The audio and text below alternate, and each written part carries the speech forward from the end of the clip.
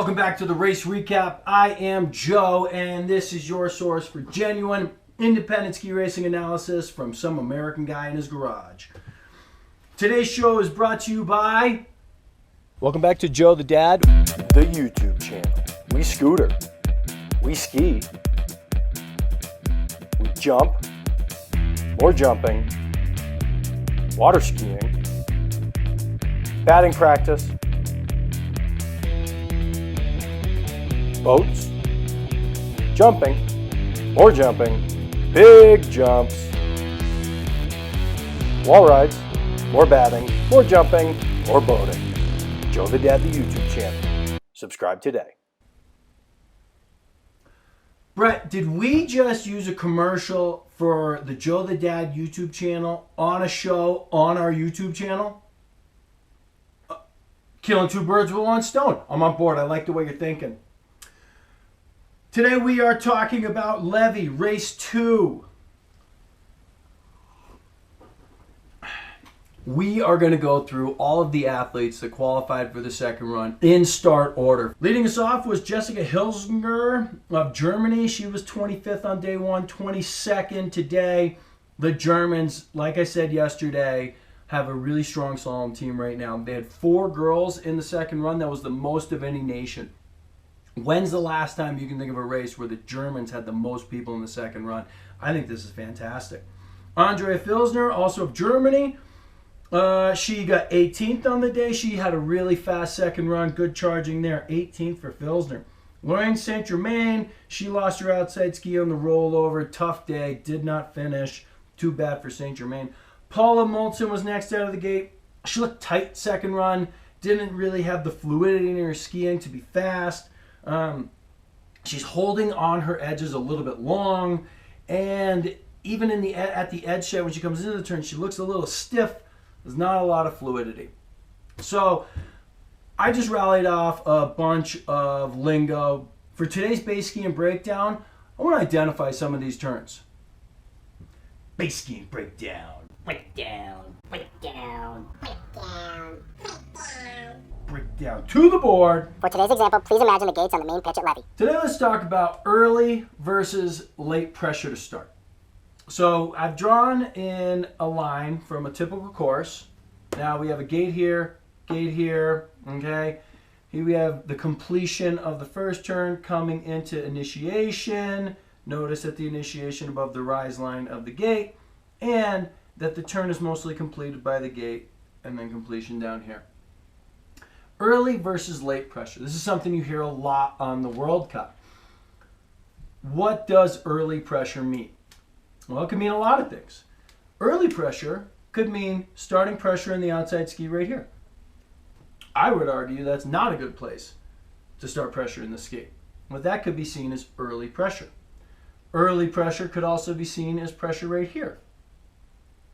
Now that early pressure would be pressure that is achieved after initiation, and to me that would be the pressure where you actually finally connect the outside ski to the snow and start carving it cleanly. Late pressure. Late pressure could be pressure right here. Late pressure. If early pressure is here, this could be late pressure here. I don't know what early and late pressure means, to tell you the truth. Unless you've defined this between you and the person you're talking to, there's really no way of deciding what early pressure and what late pressure you're talking about. So, let's move on to some other terms and hopefully try and clean this whole thing up. Above the gate skiing is when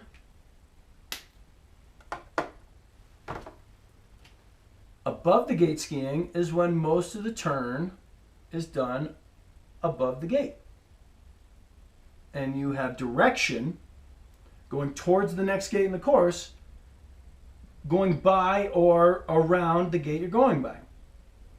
Below the gate skiing is when you are making that same movement and direction down here below the gate.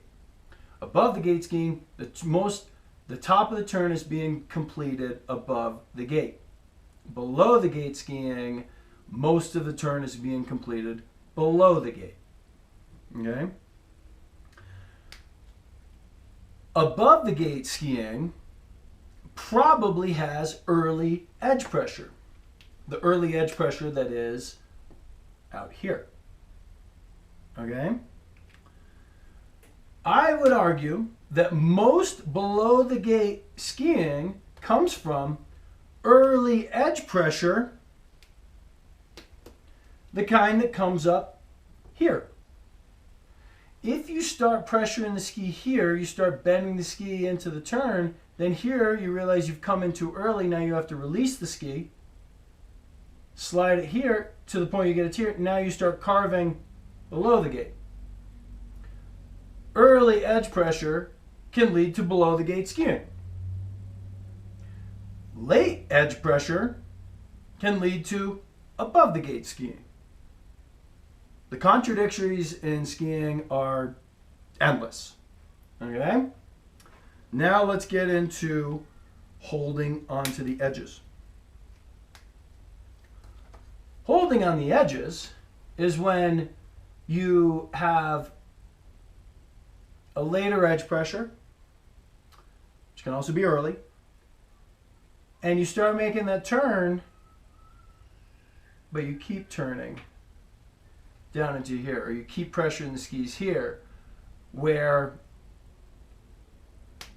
not holding on the edges long or a quick edge release would be finishing the pressure somewhere up in here. So it's a quicker edge pressure here, and you're already starting to release the edges here, where if you're holding on the edges too long, you're continuing the same grit, the same intensity in your edging that you had up here, all the way down into here. And you can identify this a lot of times if you see a little bit of spray, extra spray, some like puffy spray coming off the skis as they're coming below the gate. Sometimes you'll actually see it as a little chatter from the skis as they're coming across it. But holding on the edges too long is having too much pressure and too much grip down here. Holding on the edges too long doesn't have so much to do with what's going on up here. Obviously, what's happening above the gate determines how things go below the gate. But you could come in with the same clean quality later edge pressure, but above the gate skiing, and still end up holding on the edges too long. Why do people hold on the edges too long? Sometimes it has something to do with fear. If they feel like they're moving too fast down the hill, they feel like they got to break below the gate a little bit more. Sometimes it's fear. Sometimes it's a lack of confidence with the snow surface. It almost becomes a fear that coming into the next gate, you won't be able to switch your edges, grip, and get going in the other direction as easily. So you hold on to the old outside turn too long. I don't know. Paula Moulton was holding on to her edges too long. I think that her timing and initiation, early versus late pressure, I think was good up here. But at the end of the day, she was gripping it too long. She wasn't willing to release the ski somewhere in here to carry speed and momentum. This is a very small breakdown of a few turns. I hope you found it helpful. I hope we're a little more on the same page, even though finding out we're on the same page means I don't have all the answers and there's some things I simply don't know. But going through this and explaining the pieces, kind of finding some of the contradictories here, I think is important. So when you're watching a ski race and you're listening to the broadcast and you're hearing a lot of talk about early edge pressure, you're not misconstruing it, thinking that people are trying to start their turn early here to get a carve done. To me, I think what's trying to be said is that what I think they're trying to get at is the above the gate skiing. People who are above the gate skiing, we're calling early edge pressures, but it's not actually early edge pressure that's getting them above the gate. In fact, it's later edge pressure and a quicker initiation and cleaner ski to snow contact and carving that gets you above the gate skiing. So I hope you found that helpful. It's hard to talk through this without you asking questions for me back, but we're doing the best we can. And that's today's base skiing breakdown. Back into the run. Next up, we had Camille Rast. Actually, that's not true. Back into the race. Next up, we had Kristen Lisdahl. She comes in 25th. Then Martina Petrolini of Italy. She came through in first place, 0.35 ahead. Sat in the leader's chair for 7 straight athletes. She was fast on the pitch. 16th overall. Great day for her. She's the lone Italian in the second run. She's really got some speed. Camille Rast was next. Her pressure was below the gate all the way down. She ended up in 26th place. Nastasia Nowens was after her. She's 33 years old out there on the World Cup. Nah, not such a great day from her, 27th overall. Meta Hrovat finally got across the line in slalom. It has been a while for her, and this monkey on her back in slalom is getting bigger and bigger, but today I think she did a good job of putting a fast first run down. She had a later bib number. She was fast in the first run, and then she charged second run and was clean and never really had any situations where it was on the edge for her. It's a really good day for her. 17th overall. Metarova is the 2019 World Junior Slalom Champion, so she should be someone who's working her way up into the top 7 in slalom, but a lot of DNFs from last season, some bad luck, and her confidence is definitely shook, but I think this was a step in the right direction. Charlie Guest was a big surprise today. She's out of Great Britain. She was really fast first run. She was fast on the top section, within a few tenths of the top girls.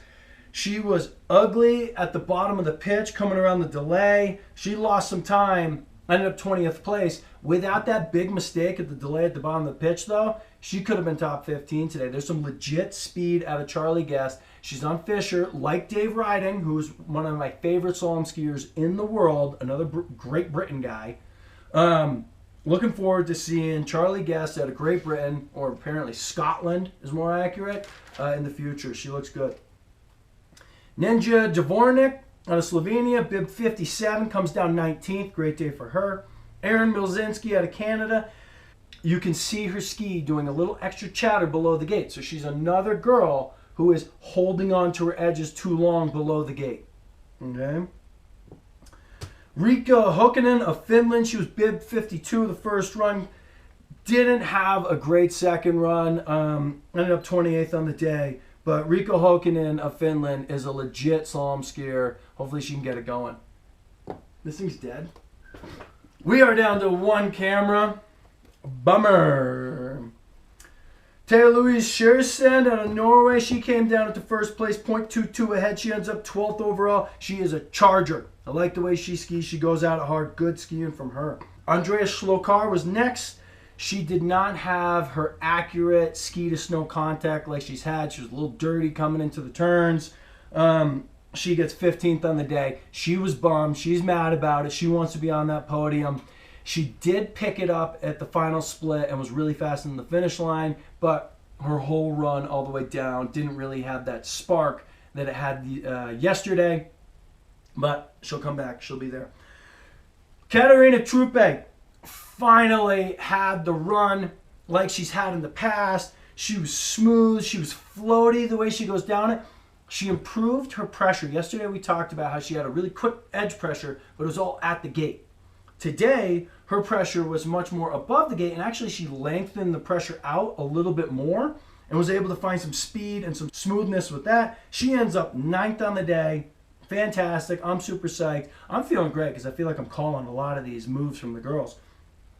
Lena Popovic up next. I like Lena Popovic's skiing. It's really fun to watch. She's got long legs. It's very dynamic across the flats. And she's got some fluidity in there too. Good day for her, 14th place. Emma Acher from Germany, part of the strong German team. She was ripping on the top and had it going on. She made a big mistake coming onto the pitch, and then she backed off and never regained it. She came down, plus 1.59, moves back to 23rd. Not the best day for her. Well, first run, she went from bib 59 to 13th. This Emma Acher has legit speed. She's fast. She's good. Kind of blew it in the second run, but that's all right. That's what happens when you're out there mixing it up, trying to go for your personal best. Emma Acher, Germany, one to watch. Ana Bucic, Slovenia. She came down at the first 2/10 up. This might have been the best Anya Bucic run I've ever seen. She looked really good.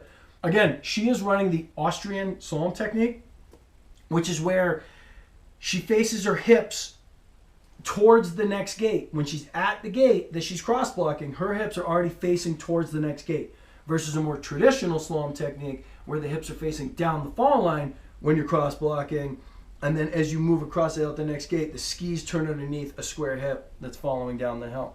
So Bucic is running the Austrian slalom technique. It appears to be working for her. This is some of the best skiing she's ever had. Well, this is the best skiing she's ever had, so something to look at going forward.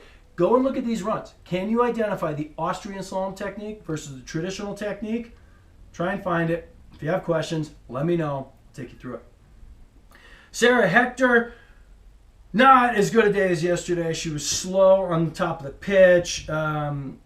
She made a few right-footed turns coming down the pitch that were absolutely dynamite. However, there weren't enough of them. She ends up 12th on the day. Decent day for Sarah Hector, but she can do better. Katrina Leensberger, again, sloppy on the pitch. Last season, she never made a mistake. Last season, she was 3rd and 2nd in these 2 races. This week, she is 2nd and 8th in the 2 Levy races. Not the dream season she was having last year, so the hopes of repeating as overall champion have definitely diminished, but if she dials it up and wins a few races, she could be right back in the conversation. Wendy Holdner came down in first place, minus 0.49 ahead.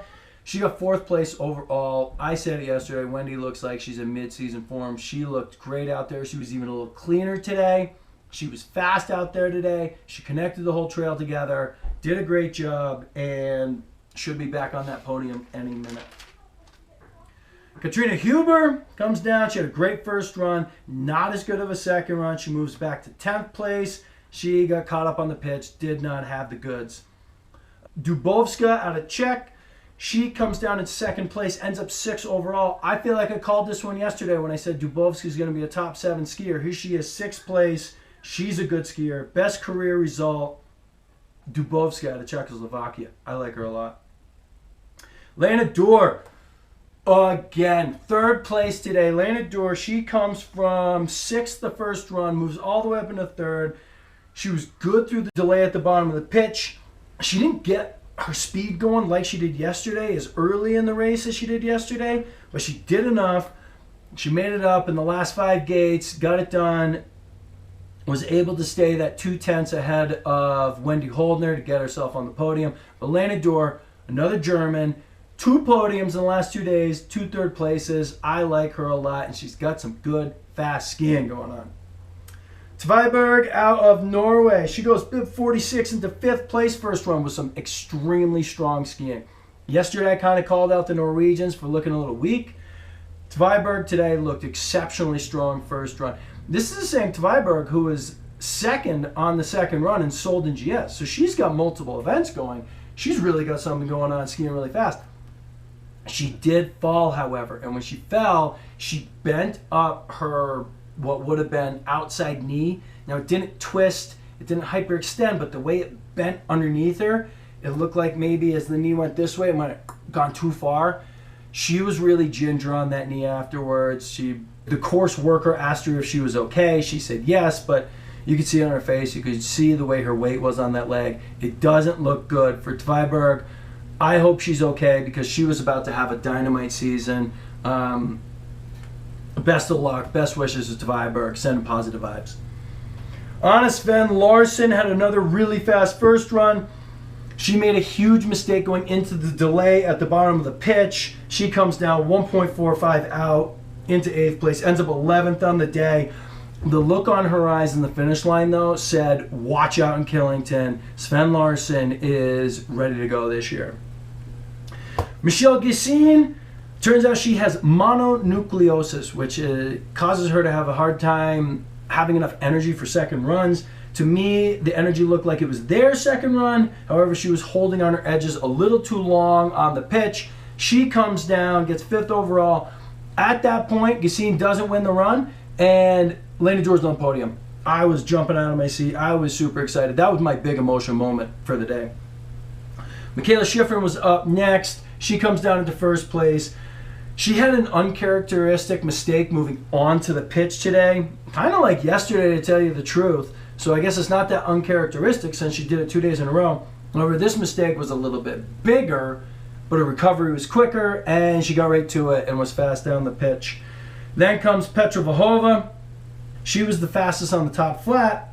She didn't have any errors going on the pitch. She comes down, beats Michaela by almost a half second overall. She won the final split. She was impressive again. She looked good out there. She looks more dynamic and a little bit prettier of a skier this season than she did last year. I was kind of, after the Solden GS, I kind of had Petra as my number 3 for the overall, thinking that it was going to be between Goot and Michaela all season. But with Petra skiing like this in slalom, Michaela's really going to have to work hard to beat her in more slaloms. And maybe Petra has just established herself with 2 straight wins as the overall favorite moving into the season. Laura Goot's not out there racing, getting 200 points, but Petra did. Michaela gets 2 seconds, so obviously she's right there. But right now, Petra has done a lot to establish herself as the overall favorite at the end of this season. Petra also now has the most wins in Levy. She has 5 wins in Levy. Michaela has 4 wins in Levy. I never thought I'd say it, but right now Petra's more dominant on one venue than Michaela is. I didn't think it could be done, but 2 wins in a row, and here we are. I do think that Michaela's back injury coming into this weekend played a factor in it. She wasn't able to get trained up the way she likes to. She didn't have her totally A game, but it's a long World Cup season. You're going to have to do some races without your A game. She did it, got 2 second places. But she's going to have to be 100% healthy to beat Petra when Petra's 100% healthy. It was the same podium 2 days in a row. That was kind of cool to see. All right, what do we got? I tell you what, Brett, there's no way I would have had the correct course report for the first run course set this morning. It was vicious. There was a flush going onto the pitch. Dude, it was nasty. And then second run, you get that huge delay at the bottom of the pitch with big swing gates coming afterwards. That ate some girls alive. It's funny because it only really took out the good girls down there, like the mediocre girls from the back of the pack. They all just didn't have the speed and just made it through cleanly. But then as the speed picked up, they started having trouble through that bottom delay. Oh, I didn't say that in the regular broadcast? You want to go back and re-record it? No, we're not going to do that. Just leave this in. Let's go back in time to run 1 and get a run-through of our North American athletes. Ali Nullenmeyer looked like she was skiing pretty well again first run. However, she straddled going over the first roll up on the flat. Her day was done early. Ronnie Remy didn't have it that run. She looked perplexed in the finish line. I don't really know what she's confused about. She's a little dirty on her edges. She's not getting clean edge sets. It looks like she's kind of somewhere in between the Austrian slalom technique and the traditional slalom technique. So maybe she's confused because her skiing's confused, but I think she needs to train up a little bit more before she can come through the finish line and feel good about what she's just done and get herself into the second run. Lila Pena was losing the outside ski all the way down the pitch. She never really stood on it and made clean arcs across the hill. Nina O'Brien was just so far below the gate the whole way down the pitch. She was super fast on the top, but then all the way down the pitch, she was just starting her pressure at or below the gate and trying to round it out to get over. She's got to start getting above the gate. Someone's got to talk to her about how to slide into the turn properly. Amelia Smart, she just missed the second run with a decent effort. She did a good job of, I think, putting down her run. She was above the gate. It looked like she was confident in what she was doing. She just ended up like 33rd or something. Just missed it. AJ Hurt had a much better run today than she did yesterday. AJ Hurt is certainly running the Austrian slalom technique where her hips are facing the next gate when she's hitting the gate she's at.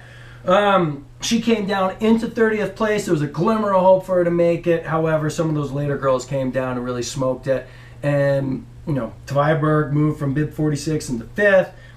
Bib 56 made the second run. Acher was all the way into 13th. So it was not really an excuse out there that the course got broken down in this race. The conditions were perfect. There wasn't even a little groove by the gate for these later girls. And as evident by those girls having those really fast, big move-up runs from later in the pack. So AJ Hurt just needs a little more training, a little more dialed in, a little more precision with her edge sets, and she'll be in the second run soon. That is all we've got for the North Americans. That's all we got for the race recap. I'm trying to cut these things down a little bit shorter, get through them faster for you, the viewer, so you can get back to eating Doritos on the couch. Please, if you're enjoying what you're watching, make some comments in the comment section below. Ask me questions. What do you want to see on the whiteboard? What do you want me to break down? And what I really need is some video. I need people to send me video that I can analyze. I can't just steal the video off the internet and break it down for you as I'd like to, because there's all sorts of copyright laws, and I'm a super serious guy shooting a super serious show, and I need super serious content. So if you've got some race video, I don't care what kind of race video, send it my way. Email it to joethedad33@gmail.com, and I'll go over it on the next show. Looking forward to hearing from you. Like, subscribe, hit the bell. The Race Recap, a ski racing show about ski racing? The Race Recap, ski racing for an American audience. The Race Recap, they love me in Europe. Right, that's a wrap!